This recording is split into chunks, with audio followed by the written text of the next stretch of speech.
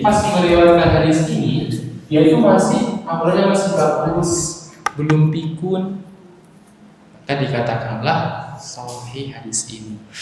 Bahkan kalau kita lihat dari rentetan sanadnya itu panjang sekali.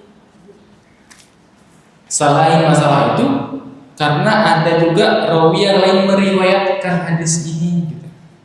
Berarti kan didukung. Walaupun ini misalnya dikatakan lemah, tapi ada yang lain meriwayatkan yang kuat hafalannya, berarti kan didukung.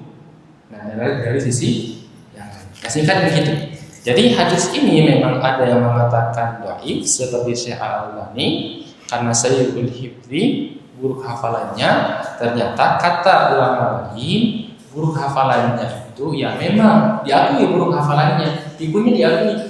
Tetapi saat meriwayatkan hadis ini sebelum dia jadi qadhi dan masih kuat hafalannya. Sampai segitunya tuh ulama-ulama hadis. Jadi kalau kita sebagai orang awam mau bertengkar masalah seperti ini nggak layak gitu. Jadi ikut-ikut aja lah, biar nggak ribet. Pilih menurut kita mana yang baik. Sebenarnya para ulama itu kan bagus. Jadi perbedaan yang terjadi di para ulama itu, mereka itu sama-sama menulis buku. Kita kan enggak, sama-sama biasanya ngomelin, nyalahin. Jadi kalau ulama salah, misalnya ulama ini berkomentar tentang fatwanya dalam buku, maka ulama itu menulis buku, bantah. Jadi mereka kalau berbeda muncul wawasan baru, khasadah baru. Nah, kita kan enggak, biasanya muncul permusuhan gitu. Jadi ya ini. Jadi kalau dalam masalah fikih sering saya tegaskan bahwa kebenaran itu bagi siapa saja. Ya, kebenaran itu bagi siapa saja, tapi kita harus yakin terhadap apa yang kita pegang. Gitu. Kebenaran bagi siapa saja. Al-ijtihadu la yanqudu bil ijtihad. Ijtihad atau hasil atau fatwa seseorang itu tidak bisa membatalkan fatwa orang lain. Muhammadiyah dengan NU itu nggak apa-apa, fatwanya sah, itu juga sah. Tapi kita tetap harus membangun keyakinan terhadap yang kita pilih. Baik. Nah, sekarang kita lanjut hadis yang kedua. Tadi masalah mendahulukan lutut, kemudian tangan, pas bangkit mengangkat tangan. An Abi Hurairah qala Rasulullah sallallahu alaihi wasallam, idza sajada fala yabruk kama yabrukul ba'ir wal yada' yadayhi qabla rukbatayhi. Nah, dari Abu Hurairah ia berkata, Rasulullah sallallahu alaihi wasallam bersabda, apabila salah seorang di antara kamu hendak sujud, maka janganlah menderum seperti menderumnya unta. Pernah lihat unta saat duduk enggak? Unta saat duduk pernah lihat? Kalau mau duduk itu unta kan? Makanya itu dilarang. Menderum itu kayak tergesa-gesa. Tapi kalau unta itu kan turunnya gini, kayak tadi. Jadi ini misalnya itidal. Jadi pas turun gini. Nah, ini sebenarnya nggak boleh karena kayak unta. Nah, tapi ada yang bilang itu yang kayak unta gini, langsung tangan, ini kayak unta. Yang boleh itu gini, turun dulu sedikit, gini, baru gini. Nah, ini yang boleh. Jangan langsung dari atas. Nah, jangan langsung unta kan gitu. Jadi jangan langsung tangan, tapi turunkan dulu ininya, bahannya, baru gini. Tapi kalau misalnya sakit ya gini aja tuh. Oh, gini juga. Ya kan lagi sakit. Kalau orang yang ngomong itu namanya Ya. kalau nggak bisa Jatuh. tersungkur. Ya gitu. Karena kan dalam Islam itu ada namanya rukhsah, keringanan. Jadi ya gitu. Itu yang nggak dibolehin. Nah, kemudian dan letakkanlah kedua tangannya sebelum lututnya. Nah, ini tangan dulu, tangan. Tapi gini, jangan langsung tangan, tapi turunkan dulu sedikit, baru sujud. Nah, keadaan tangan itu posisinya sama saat dia takbir. Jadi masih di sekitar sini. Jadi jangan sampai lewat kepala ini. Ya. Kemudian pas sujud juga jangan seperti ini. Nah, ini kan kayak anjing. Ada juga yang saya lihat itu sholatnya gini ya, Bu. Gini dulu, mungkin biar sama lurus kayaknya, baru diangkat. Nah. Tuh.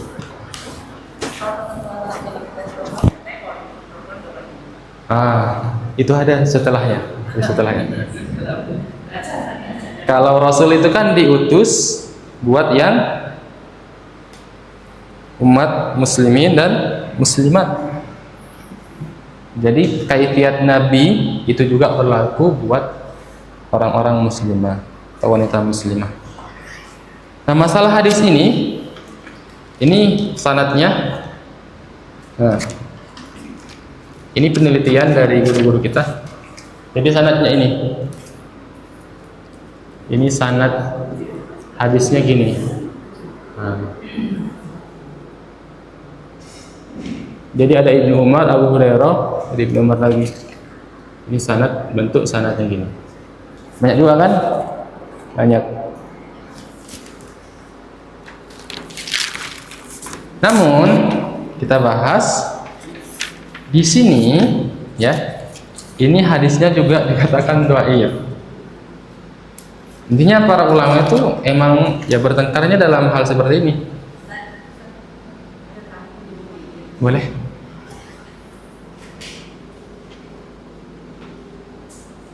Nah, kemudian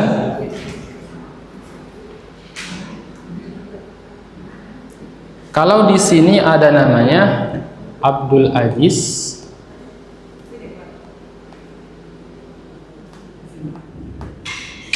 bin Muhammad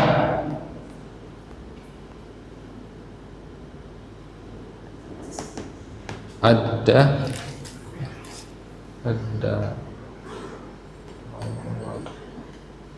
Nah, ada namanya Abdul Aziz bin Muhammad Ad-Darawardi.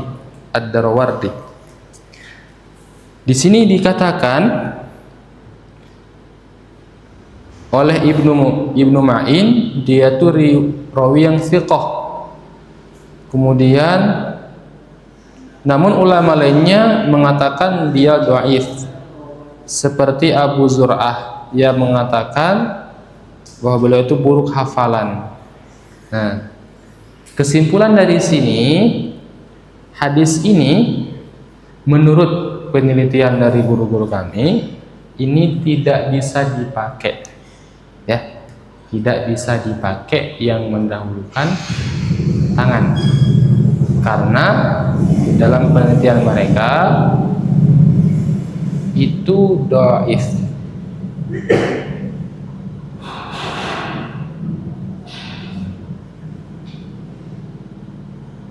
Karena tidak ditemukan riwayat yang mendukung riwayat ini. Ini kan dikatakan dhaif menurut ulama yang lainnya seperti Abu Zur'ah. Dia itu su'ul hifzi, buruk hafalannya. Tidak ditemukan riwayat yang lain yang mendukung ini, berbeda dengan hadis yang pertama tadi. Maka ini tidak bisa dipakai. Tapi gimana nanti? Kan banyak juga yang gitu. Itu keyakinan mereka yang mengatakan sahih. Jadi kesimpulan dari apa yang diajarkan kepada saya itu bahwa kita kalau masih bisa mendahulukan lutut daripada tangan, maka dahulukan lutut. Tetapi kalau tidak bisa gara-gara BB-nya berat banget gitu, atau obesitas, atau lagi sakit, maka diperbolehkan mendahulukan tangan terlebih dahulu. Nah, itu kesimpulan dari apa yang saya pernah pelajari. Kalau tergantung sikap, betul. Betul.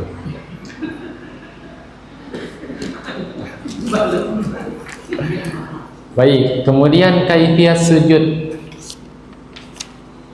An Abdullah bin Malik anna Rasulullah sallallahu alaihi wasallam idza sajada yujannihu fi sujudi hatta yura wadahu ibtayhi. Tafaqqan alaihi lafdhu muslimin. Bahwasanya Rasulullah sallallahu alaihi wasallam itu apabila sujud merenggangkan pada sujudnya hingga terlihat putih kedua ketiaknya. Ini tadi yang ditanyakan sama Ibu. Jadi ya Rasul itu kan diutus buat yang orang-orang muslim dan para muslimah. Jadi emang pas sujud itu Nabi ini jangan sampai gini ya, tangannya jangan sampai gini. Apalagi prestel kayak anak-anak itu kakinya diangkat ke atas itu. Jadi harus tetap lurus jari-jarinya ke arah kiblat.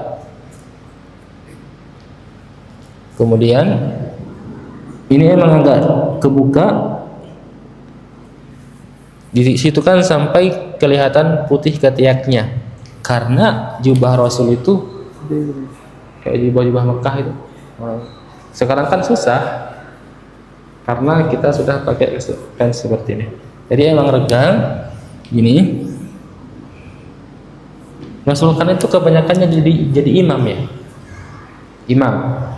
Nah, maka ketika berjamaah jangan sampai memaksa. Nanti yang di samping kita kena siku.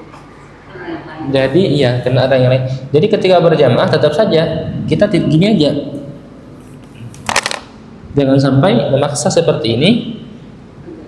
Nah, itu membahayakan orang lain. Itu banyak sekali. Saya sering kali sholat di samping orang kayak seperti itu. Apalagi badannya gede, sudah amat gede, gitu kita nggak bisa ngegeser. Nah, jadi pentingnya juga belajar kaifiyat berjamaah. Jangan sampai kaifiyat munfarid pas sendiri kita pakai saat berjamaah. Gitu. Kemudian kita langsung baca artinya aja. Dari Anas bin Malik dari Nabi Shallallahu Alaihi Wasallam, beliau bersabda, "I'tidallah, sempurnakanlah pada waktu sujud dan janganlah membentangkan dua hasa yang seperti anjing yang kayak tadi tangannya itu. Dan apabila ingin meludah, janganlah meludah ke arah depannya dan jangan ke arah kanannya karena ia sedang bermunajat dengan Tuhannya."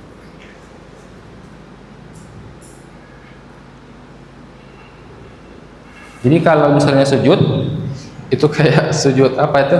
Yang sholat Qiyamul Ramadan itu kan Allah Akbar, Allah Akbar, Allah Akbar. Nah, cepat. Itu kan harus i'tidal.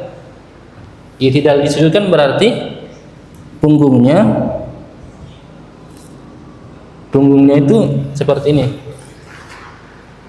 Gitu. Jangan sampai gini. Jadi harus lurus. Jadi lurusnya derajat.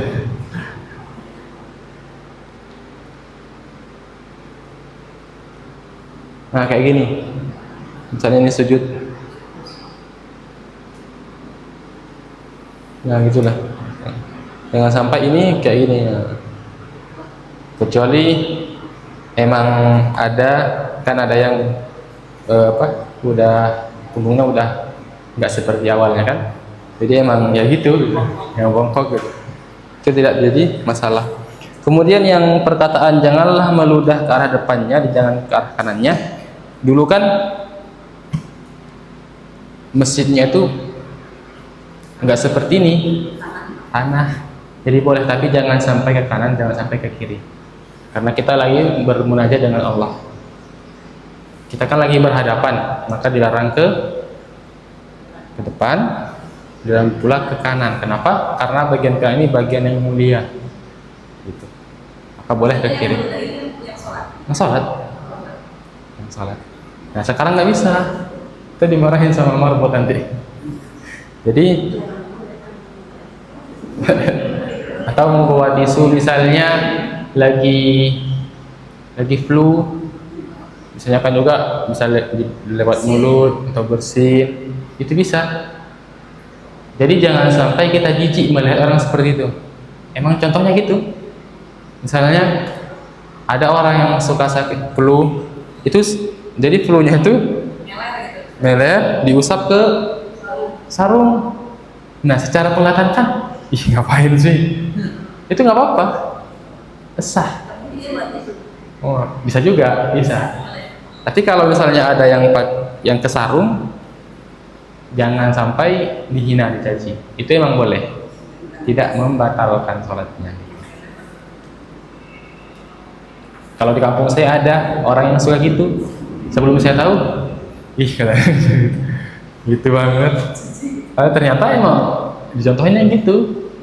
Tuh. Jadi ya, bagusnya sih bawa tisu biar yang di samping kita enggak kepikiran. Dilihat, duh, udah basah sarungnya. Nggak bagus itu. Jadi kita juga memperhatikan jamaah yang lain gitu. Kemudian dari Abu Humaid mengenai sifat salat Rasulullah SAW, ia berkata, Nabi itu apabila sujud merenggangkan kedua pahanya dengan tidak menahan perutnya di atas sesuatu dari pahanya. Kayak tadi sujudnya, jadi emang lurus kayak tadi, lurus.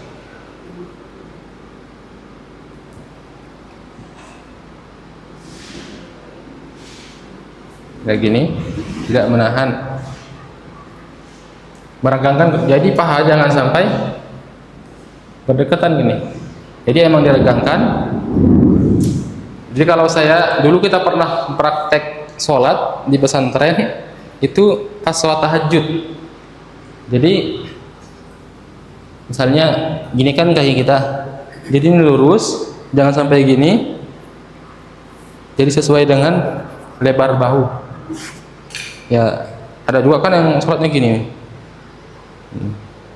kan? Jadi sesuai dengan bahu kita. Gimana bahu kita? Gini. Ya berarti lebarnya gitu. Begitu pula pas sujud. Nah, direnggangkan. Jangan sampai gini. Ini gitu. Tapi renggangnya sama seperti bahu.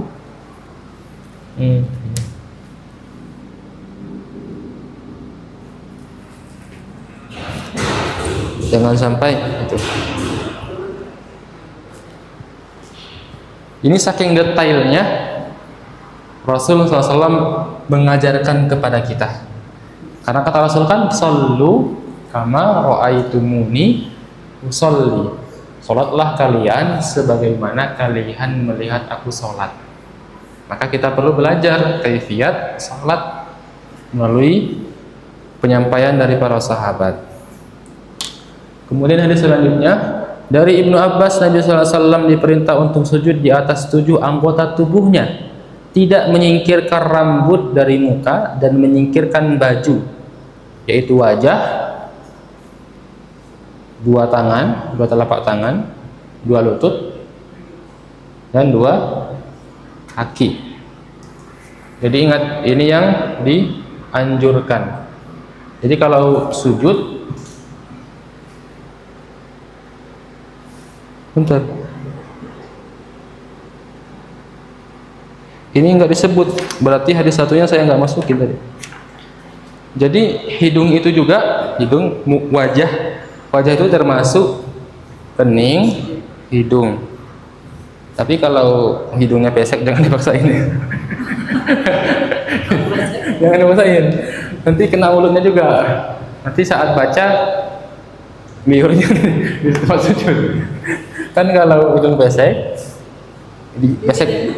banget gitu ya, banget. Nanti kalau maksain kena mulut, kemudian kan kalau zikir itu kan lisan ini harus bergerak, bukan dalam hati kan. Nanti liurnya ke situ. Nah, jadi 1 lutut, kaki kan, tangan, nanti kening, kemudian hidung, dirasain aja gitu.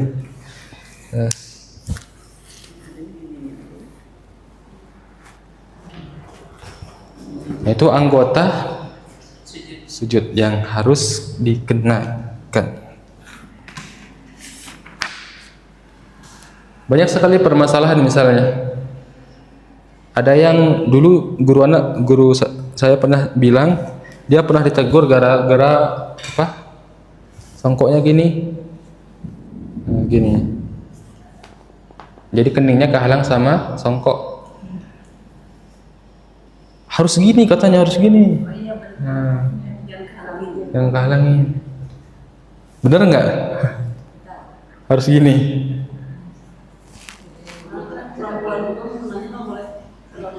Nah, itu bener nggak? Dulu itu sampai. Nah,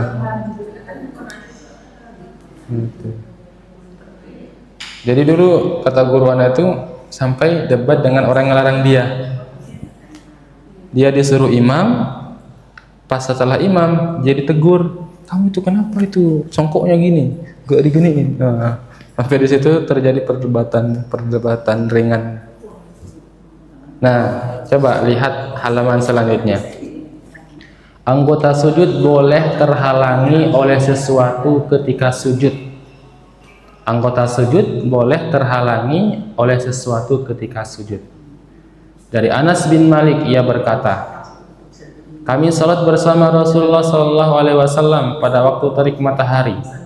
Apabila salah seorang dari kami tidak kuat untuk menempelkan keningnya ke bumi secara langsung, maka membentangkan bajunya lalu sujud di atasnya. Jadi emang kehalang. Kita juga pakai sejadah kan? Kita juga pakai sarung, masa dibolongin gitu supaya langsung kena ke lantai? Juga enggak juga.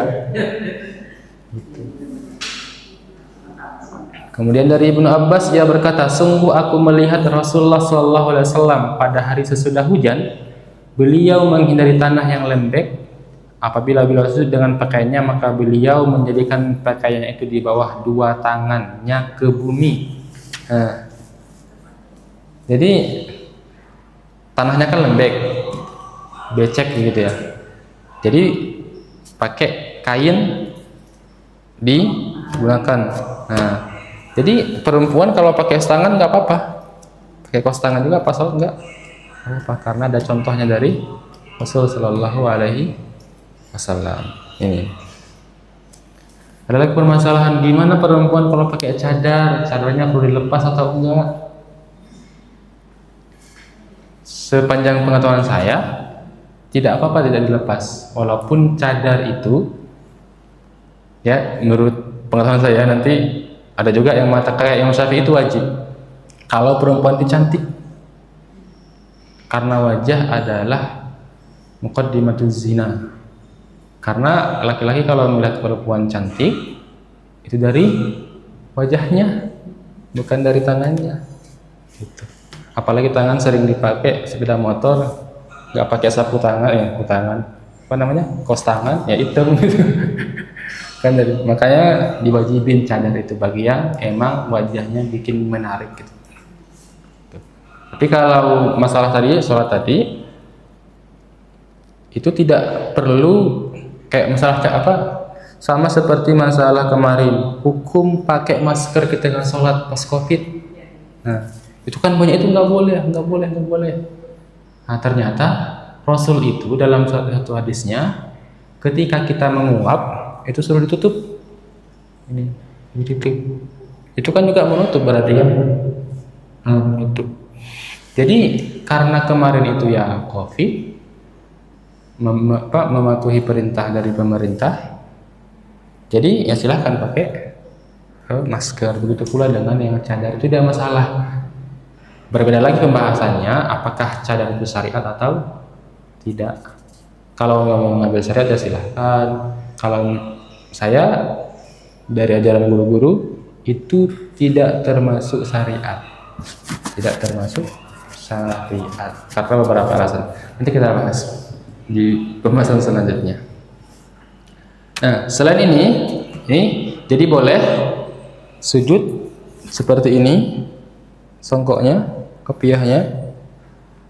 Kemudian pakai, atau perempuan pakai apa namanya? Yang perempuan itu, yang di sini sebelum pakai kerudung apa namanya? Apa itu? Nah, ciput. Nggak boleh, nggak boleh. Ciput. Boleh, boleh, boleh menghalangi.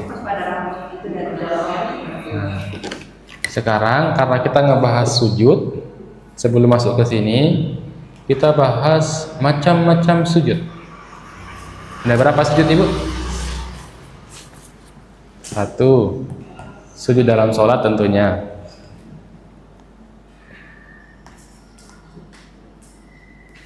Ya, sujud di antara dua duduk. Kedua, ada sujud sahwi.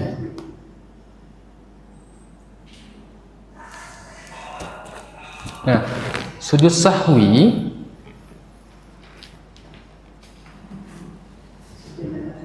itu ada 2 keadaan. 2 keadaan. Bisa dia dilakukan di dalam sholat, bisa juga dilakukan di luar sholat, artinya setelah salam.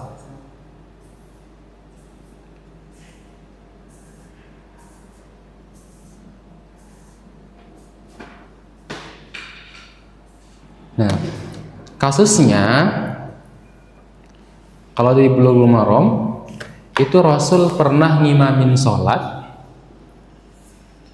zuhur, lupa tasyahud awal. Jadi Rasul lupa tasyahud awal. Sholat zuhur 4 rakaat tapi tidak pakai tasyahud awal. Nah, Rasul ingat sebelum salam. Jadi sebelum salam Rasul itu sujud 2 kali. Saya izin berdiri. Nah, jadi setelah pas salam, apa nama duduknya tasyahud akhir? Apa namanya? Enggak, duduk tasyahud akhir apa namanya? Duduk apa? Tawarruk. Gini kan? Kaki ditancapkan gini, jangan sampai. Izin ya, saya membelakang ini, Bu. Jadi kan ditancapkan gini, jangan sampai gini, tapi harus gini, ditegakkan. Karena kalau apa nggak ditancapkan. Nah, karena kenapa? Karena di sana menggunakan nasoba. Nasoba itu artinya menancapkan. Ini kan bukan menancapkan ini, tapi menggunakan nasoba. Nah, gini. Ini namanya duduk apa? Tasyahud awal? Apa namanya? Duduk apa?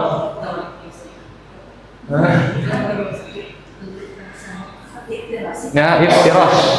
Namanya duduk iftirosh. Jadi duduk tasyahud awal namanya iftirosh. Kalau tasyahud akhir namanya duduk apa? Apa tadi? Tawarruk. Nah, tawarruk gini. Kaki kiri dikedepankan, pantat duduk di lantai, kaki kanan ditegakkan. Nah, tadi kan ceritanya, kembali ke kasus tadi, Rasul itu saat sholat zuhur, beliau lupa tasyahud awal, lupa iftirosh, jadi langsung bangkit. Nah, terus pas di rakaat akhir, pas tawarruk, Rasul ingat. Jadi sebelum salam, jadi para sahabat juga ngikutin gitu, tidak negur. Ikut, jadi langsung sebelum salam langsung sujud. Allahu Akbar. Duduk lagi. Kemudian langsung salam. Nah gitu. Di antara sujud itu Tidak, langsung. Cuma sujud saja ya. Nah, bacaan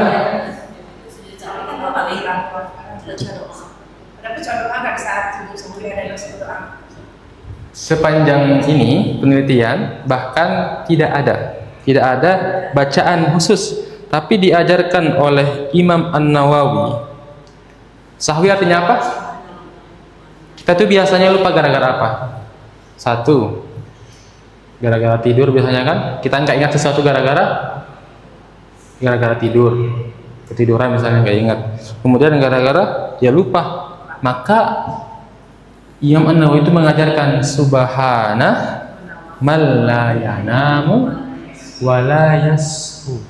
Maha suci Allah, man la yanamu, yang tidak mungkin tidur dan lupa.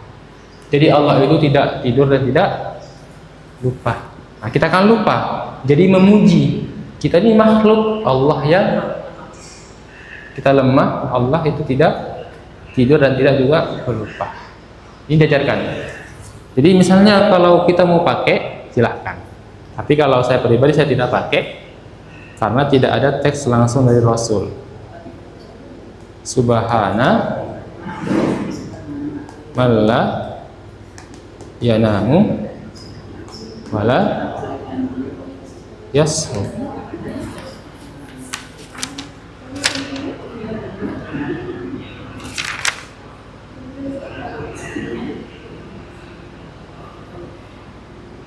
Biasanya kalau bahas itu yang mana ya?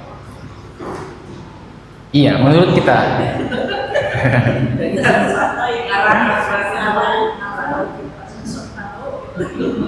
Intinya kan para ulama itu selalu berpikir bagaimana bisa menjawab pertanyaan. Jadi ya ini hasilnya.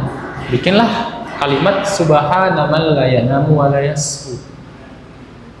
Secara hadis yang langsung dari Rasul tidak ada. Sepanjang saya belajar ya, mungkin ada, tapi saya juga nanya, kok saudara nggak ada. Maka kita baca subhana rabbiyal a'la pada saat sujud sahwi. Tapi diajarkan oleh Imam An-Nawawi, kalau nggak salah Imam An-Nawawi, ini subhana man la yanamu wa la yashu. Karena bagi kita, bagi saya lah ya, bisa diajarkan dalil itu Al-Quran, hadis, dua-dua aja. Kalau tidak ada dalam urusan ibadah, jangan sampai membuat, maka gunakan yang ada saja. Simple kan? Itu simple sih sebenarnya. Tapi jangan sampai juga ini salah, ini keliru.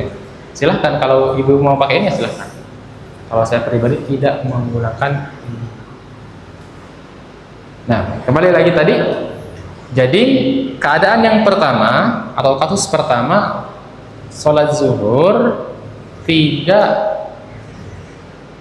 ada tasyahud awalnya. Maka Rasul sebelum salam itu langsung sujud sahwi. Berarti sujud sahwinya dilakukan di dalam sholat. Baik. Yang kedua, kasus kedua itu Rasul pada sholat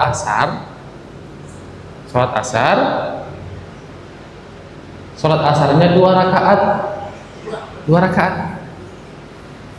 Nah, karena namanya Rasul pemimpin umat, padahal itu ada Abu Bakar, ada Umar, ada sahabat yang lainnya, tidak menegur.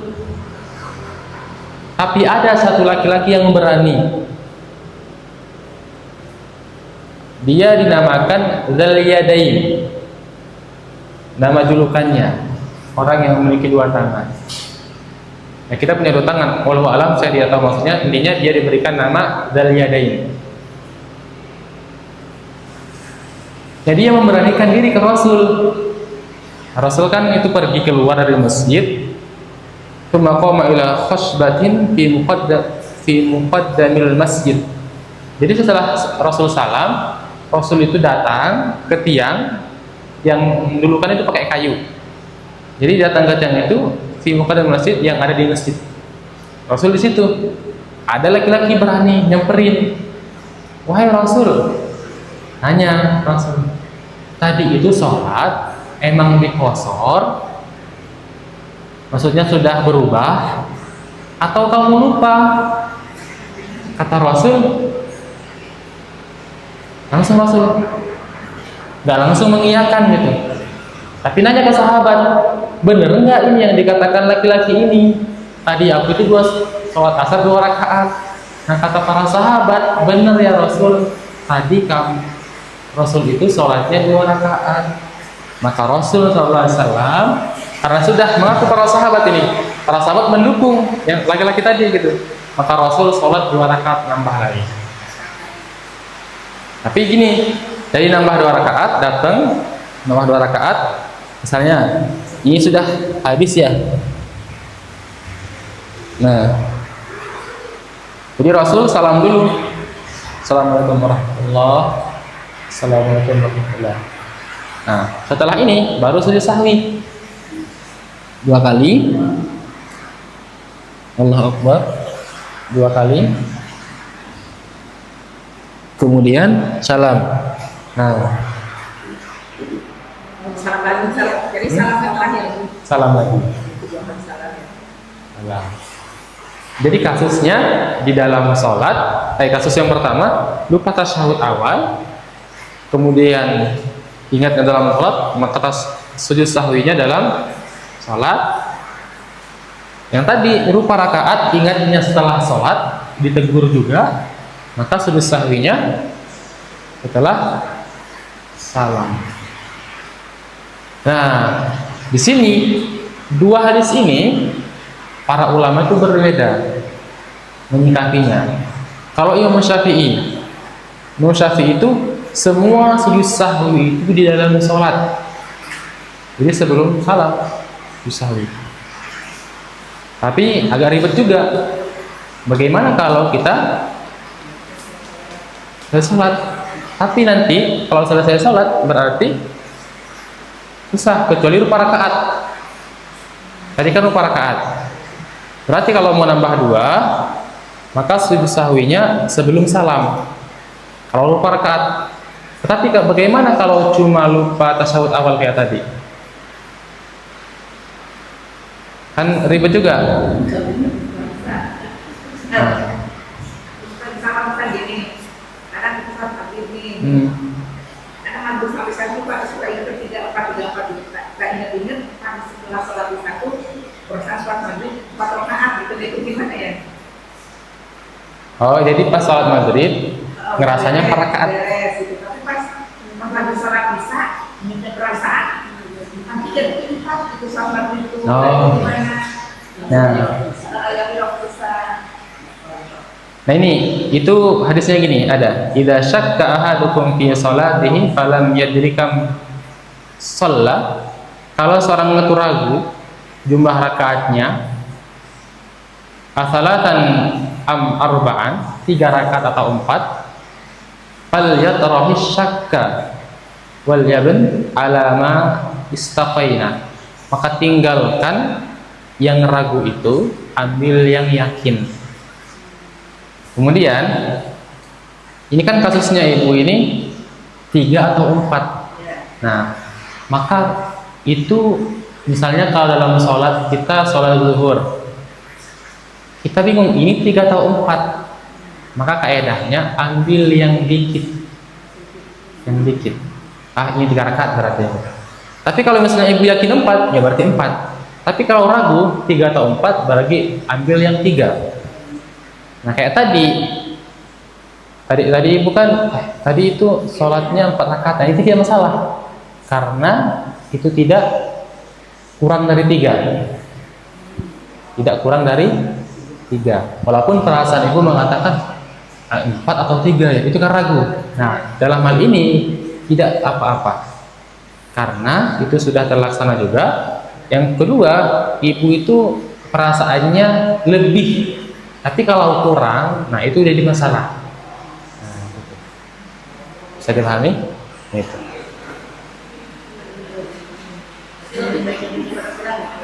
Ya, tapi jangan sampai dilebih-lebihin. Sholat itu batal kalau sengaja dikurang-kurangin, batal juga kalau sengaja dilebih-lebihin. Nah, intinya nanti kalau dalam posisi ragu 3 atau 4, ambil yang dikit. Nah itu ya. kaidahnya. Nah, tadi Imam Syafi'i mengatakan bahwa semua sujud sahwi itu di dalam sholat. Nah, tapi kalau Imam Hanafi bilangnya semua sujud sahwi itu di dalam sholat. Bentar, apa kebalik ya?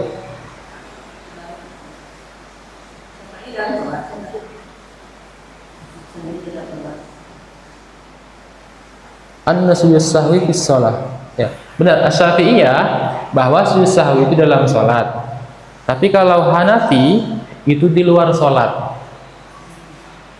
Hanafi di luar sholat. Tapi kalau Hambali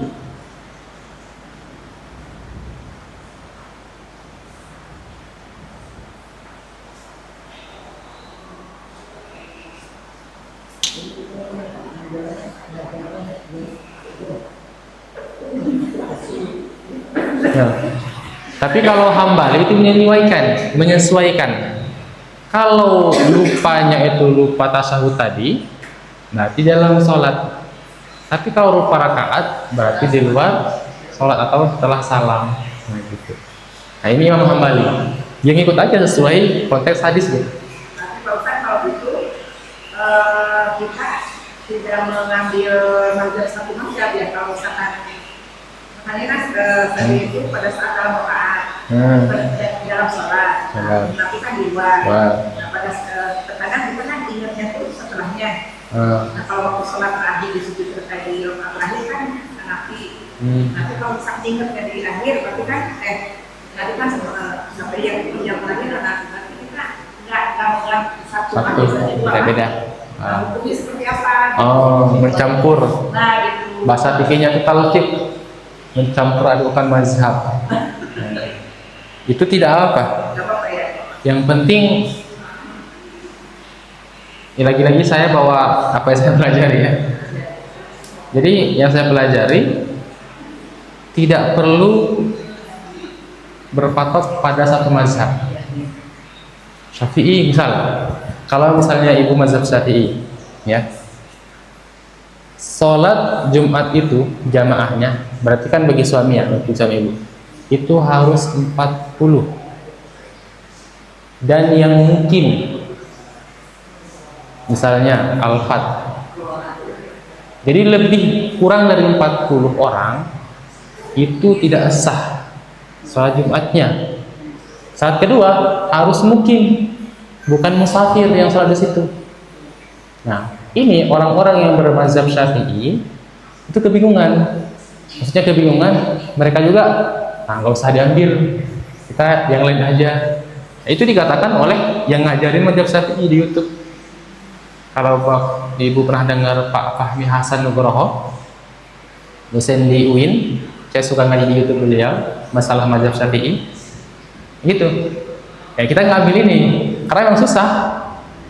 Ada juga yang benar-benar apa ya, benar-benar berpegang.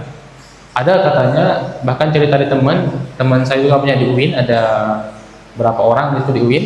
Ada satu dosen, dia tuh kalau Jumatan dia pulang ke rumahnya setengah jam itu, gara-gara pengennya sholat mungkin itu, karena syaratnya gitu.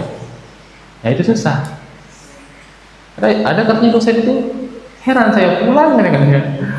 Karena kalau sholat pas dia musafir beda sah, artinya dia perlu sholat lain. Bahkan ada juga ditambah dengan zuhur. Nah, kalau misalnya sholat musafir di tempat musafir bukan tempat dia domisilinya, maka dia sholat zuhur lagi sebagai menggantikan gitu. Gitu. Tapi kalau juga tergantung keyakinan juga Ustaz. Ya. Kalau saya tidak terikat pada mazhab yang diajarkan sama guru-guru gitu. Tapi kalau ibu saya terikat ya nggak apa-apa gitu. Kayak tadi, ya yang bagus itu yang bagus menurut kita ya. Yang Hambali ya sesuai saja. Ya kalau ingatnya pas sholat, ya berarti sahwinya pas sholat. Kalau di luar sholat berarti sahwinya di luar sholat atau setelah salam gitu. Nah, itu yang paling yes. Itu. Ada pertanyaan setelah itu? Ini sudah setengah tiga. Ngebahas, ya emang kalau ngebahas fikih pasti tahu. Nah, nanti saya habis ini kan ini berlanjut. Boleh kita belajar fikih. Boleh. Insya Allah kita singgung masalah fikih. Tapi kan emang kemarin juga saya nanya, mal lanjut katanya. Ada zikir salatnya. Lanjut Ustaz. Oh katanya. Itu kan niat kita cuma di bulan Ramadan. Oh gitu Ustaz ya. Tapi kalau banyak peminatnya ya nggak apa-apa. Iya Ustaz, lanjut aja ya. Karena kita pengennya sampai selesai gitu. Bahkan saya berpikir ya udahlah sampai zikir-zikirnya juga kita bahas. Karena itu kan lebih detail saja. Ya lebih detail. Bahkan kalau bisa kita tamatkan yang ini. Ini dari pesantren dulu. Ini sampai masalah zikir, masalah salam. Ini sampai masalah kurus, di sini ada yang terakhir. Nah, sampai sifat-sifat 21. Jadi boleh nanti kita singgung juga masalah fikih supaya lebih yakin. Baik.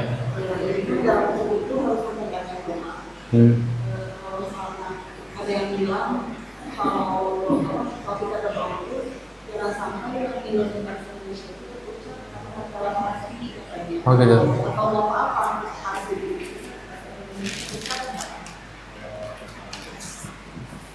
Bentar. Setahu saya itu boleh. Kalau nggak salah di sini ada hadisnya ini. Boleh berucap dengan menggunakan bahasa Indonesia. Karena yang jadi masalahnya itu kita dialog dengan siapa?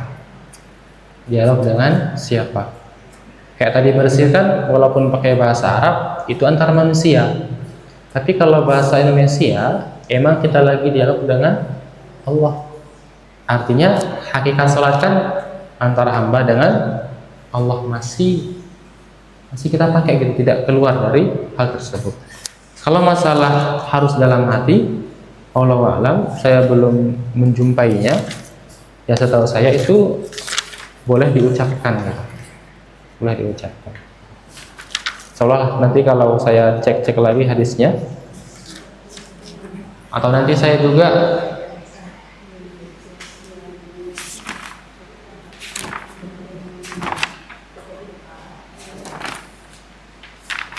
carikan juga siapa yang bilang harus dalam hati.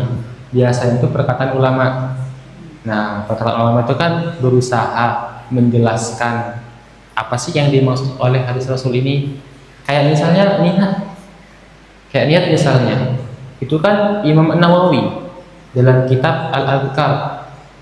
Kata Imam Nawawi, dia juga mengakui, orang-orang yang melafalkan itu mengakui bahwa an-niyat makanuhu fil qalbi, tempatnya dalam hati. Jadi walaupun kita tidak mengucapkan, sah salat kita. Nah, cuman mereka berinisiatif atau berargumen kalau kita telah niat kita diucapkan atau telah berniat itu lebih menguatkan. Nah, gitu. Maka mengucapkan boleh. Tetapi kalau misalnya diwajibkan bagi kita, itu yang salah. Kan wajibkan berarti harus nggak boleh ditinggalin. Nah, gitu. Misalnya kayak ini lagi, masalah salaman musafahah setelah salam. Nah, itu kan dari contohnya memang nggak ada. Para sahabat itu setelah sholat nggak salam ini. Tapi memang ada celahnya buat ngebolehin. Karena kata Rasul kan, "Watahrimuha at-takbir."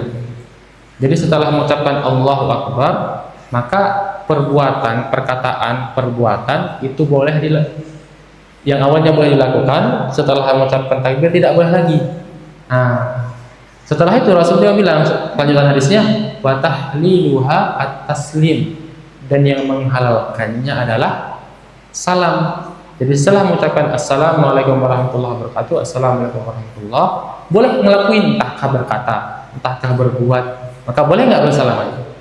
Nah itu hadisnya juga kepakai ke situ. Banyak juga yang menggunakan hadis yang lain. Nah, yang jadi permasalahan kalau seperti itu terus salam. Nah, itu yang masalah bagi kita, bagi pemahaman saya yang diajarkan itu yang salah gitu. Karena kata Rasul kan, Rasulullah istaghfiru salatan.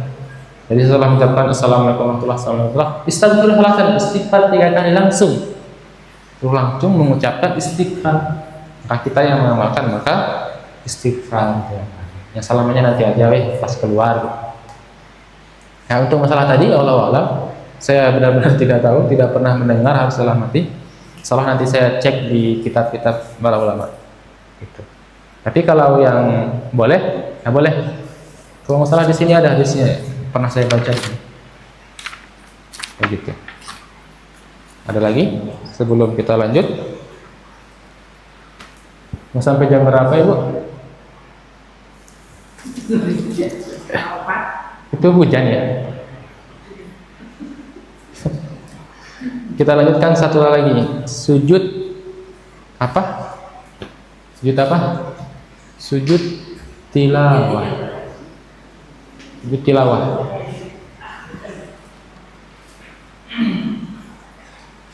Sujud tilawah. Nah tadi mana? Sujud sahwi. 3 ada sujud tilawah. Nah hadisnya banyak sekali. Salah satunya, karena Rasulullah sallallahu alaihi wasallam yaqra'u alaina al-Qur'an fa idza marra bis sajadah kabbara wa sajadana ma'ah. Jadi kalau Rasul baca ayat yang ada kata sajadanya, maka kabbara. Rasul itu bertakbir. Kemudian kami juga ikut bertakbir. Jadi misalnya kalau ini dalam as-salat ya, beda lagi kalau di dalam salat. Jadi misalnya ada apa surah yang ada pas juda wa qatarib misalnya, pas juda wa qatarib. Maka misalnya kita dalam sedekap gini, ya.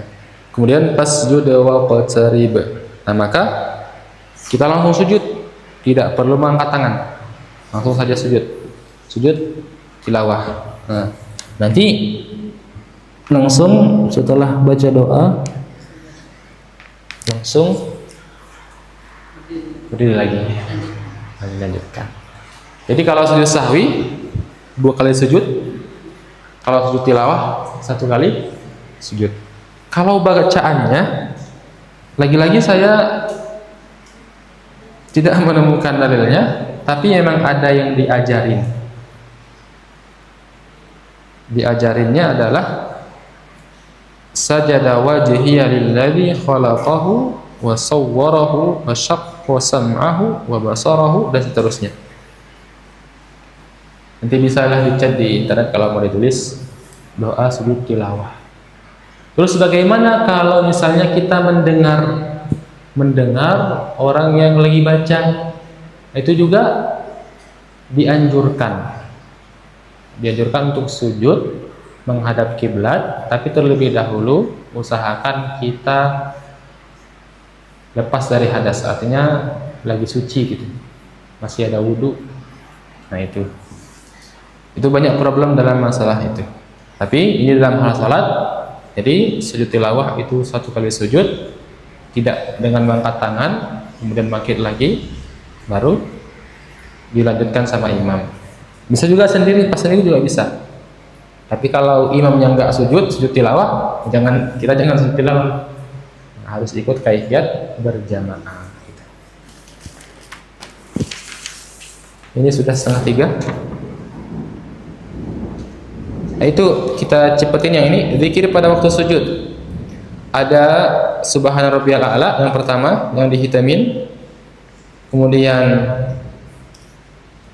yang kedua, yang paling bawah, yang nomor 2, ada nomornya itu hadisnya. Subuhun Quddus Rabbul Malaikah Warruh. Yang ketiga, Subhanakallahumma Rabbana wa bihamdika Allahumma ighfirli. Mengenai jumlahnya itu tidak 3. Ya, tidak 3 sebagaimana yang pernah kita bahas. Hadis yang 3 itu dhaif hadisnya. Jadi boleh 1, boleh 2, boleh 3, boleh 10, boleh paling banyak berapa? Bahkan dikatakan di situ di hadis yang nomor bagian ke berapa itu? 1, 2. Ya, hadis yang kedua, bagian kedua. Di situ ada kata faqala subhana rabbiyal a'la fakana sujuduhu qariban min qiyamih.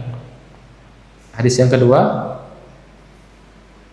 apa di situ katanya? Jadi Rasul sallallahu alaihi wasallam itu sujudnya hampir sama dengan berdirinya. Lama. Jadi boleh 10, 15, 20 berapapun itu boleh. Jadi tidak dibatasi dengan 3. Bahkan kemarin kita bahas hadisnya itu dhaif yang 3. 1 boleh. Kalau kita pengen yang 1 kali. Intinya tidak ada jumlah ditetapkan. Nah, kita pakai 1 biasanya ya kalau kita pengen ada waktu mau keluar ya pakai yang 1 kali, 2 kali, 3 kali. Tapi kalau pengen berlama-lama ya itu lebih bagus. Intinya tidak dibatasi. Nah, di situ juga dikatakan fahazzarna fi ruku'i asyra tasbihat wa fi sujudihi asyra tasbihat. Jadi 10 kali. 10 kali. Jadi yang 3 itu yang dhaif, ada 10, kemudian ada yang mengatakan sujudnya Rasul itu hampir sama seperti berdirinya, jadi tidak dibatasi. Kemudian yang terakhir, hadis yang terakhir itu subhanakallahumma rabbana wa bihamdik Allahumma ghfirli. Ini kita sudah bahas ya. Ini ayat setelah Fathu Mekah.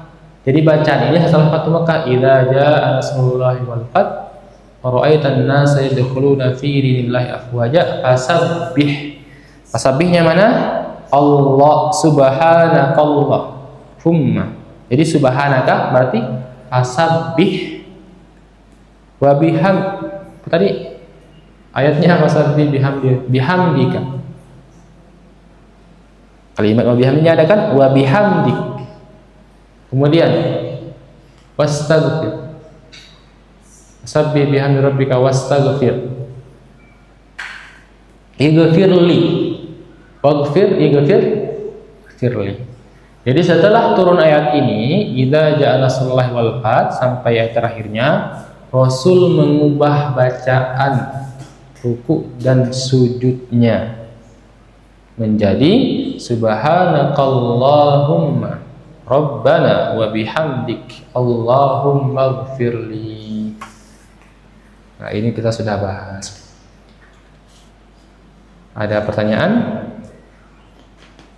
Barangkali Ibu Heni belum ini kemarin sudah kita bahas secara panjang lebar masalah subhanakallahumma rabbana wa bihamdik Allahumma ghfirli. Kalau sudah dipahami, kita cukupkan. Tadi kan kalimatnya kan idza ja'a nasrullahi wal fath wa ra'aitan nasa yadkhuluna fi dinillahi afwaja fasabbih bihamdika rabbika wastaghfir innahu kana tawwaba. Kan gitu. Nah, ayat ini kan turun kepada Rasul setelah Fathu Mekah. Perintahnya apa? Fasabbih. Sabbih itu kan artinya tasbih, subhanak. Maka di situ ada kalimat subhanak. Yang terakhir ayat hadis yang terakhir subhanakallahumma. Perintahnya fasabbih. Maka dipujilah Allah subhanakallahumma wa bihamdik.